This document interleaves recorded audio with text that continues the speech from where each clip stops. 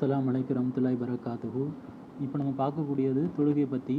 தொழுகையில் நம்ம வந்து நம்மளுடைய மனநிலையை வந்து எப்படி வச்சுருக்கணும் அப்படின்னா, நாம் வந்து தொழுகையில் 3 விஷயத்த நம்ம வந்து மனநிலையை வச்சுக்கணும். ஒன்று வந்து அல்லாஹ்வுடைய அருள் மீது ஆதரவு வைத்து, இன்னொன்று வந்து மறுமை மீது பயந்து, இன்னொன்று வந்து அல்லாஹ்வை விரும்பி நம்ம விரும்புகிறது. இந்த 3 விஷயத்த எதிர்பார்த்து நம்ம வந்து தொழணும். அதாவது பார்த்திங்கன்னா, அல்லாஹ் மீது அருள் இந்த தொழுகை தொழுதா அல்லாஹ்வுடைய அருள் கிடைக்கும் அப்படிங்கிற நம்பிக்கையில். இன்னொன்று வந்து அல்லாஹ் மீது விரும்பி நம்ம தொழுகிறது. இப்படி விரும்பி தொழுகிறதுனால நம்ம மனசில் வெறுப்பு இருக்காது. அல்லாஹ்வை ஒரு நாளைக்கு 5 வேளை நம்ம விரும்பி தொழும்போது மற்றவங்ககிட்டையும் நம்ம அன்பாக விரும்பி பழக ஆரம்பிப்போம். மற்றவங்ககிட்டையும் அன்பாக நடந்துக்குவோம். அதனால் அடுத்து வந்து மறுமைக்கு பயந்து, அதாவது மறுமையில் அல்லாஹ் இந்த தொழுகையை பற்றி கேள்வி கேட்பான்.